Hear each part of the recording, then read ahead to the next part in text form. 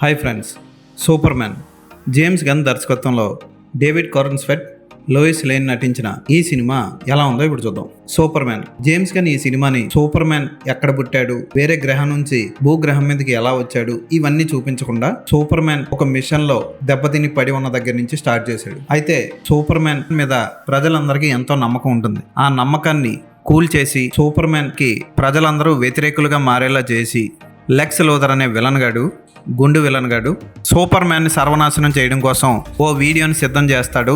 లెక్స్ Luther నానా రకాల కుట్రలు పన్ని సూపర్ మ్యాన్ ని ఎలా ఇరికించాడు, కోల్పోయిన పరువుని, తన గ్రహానికి వస్తున్న చెడ్డ పేరుని ఆపడం కోసం సూపర్ మ్యాన్ ఏం చేశాడు అన్నదే కదా. అన్ని సూపర్ మ్యాన్ సినిమాల్లో లాగే ఈ సూపర్ మ్యాన్ సినిమాలో కూడా ఒక విలన్ ఉంటాడు. ఆడు చేసే దుర్మార్గ పనుల్ని ఎదుర్కోవడమే హీరో చేస్తూ ఉంటాడు.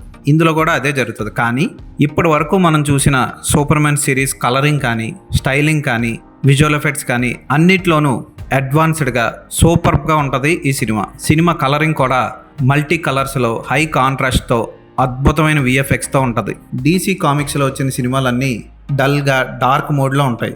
ఈ సినిమా మాత్రం చాలా బ్రైట్గా ఉంటుంది. ఇక ఈ సినిమాకి స్పెషల్ ఎఫెక్ట్స్ చాలా అద్భుతంగా రాగా ఓ చిన్న గ్యాంగ్ ఉంటుంది, జస్టిస్ గ్యాంగ్. కొన్ని సర్ప్రైజ్ క్యామియోస్ ఉంటాయి. అలాగే హీరోయిన్ కూడా పెద్ద ప్లస్ పాయింట్ ఈ సినిమాకి.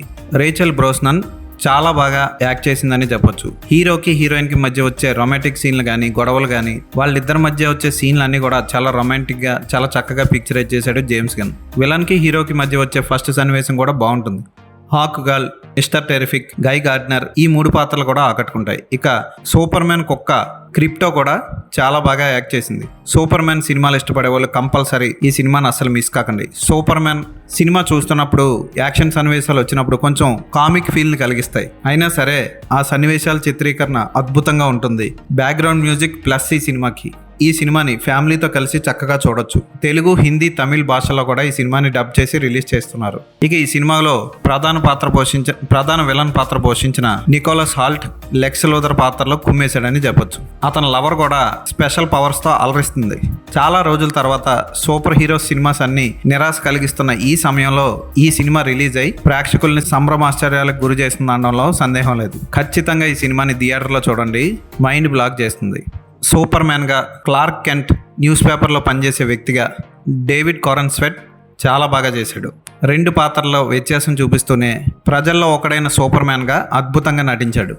యాక్షన్ సన్నివేశాలు ఆకట్టుకుంటాయి. వాటిని పిక్చరైజ్ చేసిన విధానం కూడా ఆకట్టుకుంటుంది. ఈ సినిమాకి నేను ఇచ్చే రేటింగ్ 4/5.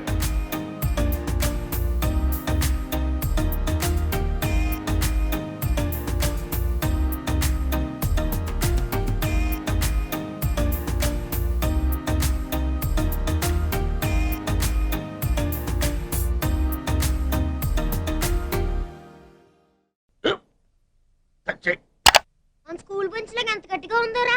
కొట్రా, కొట్టు, పర్లేదు, కొట్టు. పెట్టేసింది బాబాయ్. ఏంటి నువ్వు కొడతావా? కమా బీట్ మీ యార్. వద్దు బాబాయ్. వాణ్ణి నేను కొట్టడం లేదమ్మా, వాణ్ణే నన్ను కొట్టమంటున్నాను. నువ్వేం కంగారు పడక్కర్లేదు.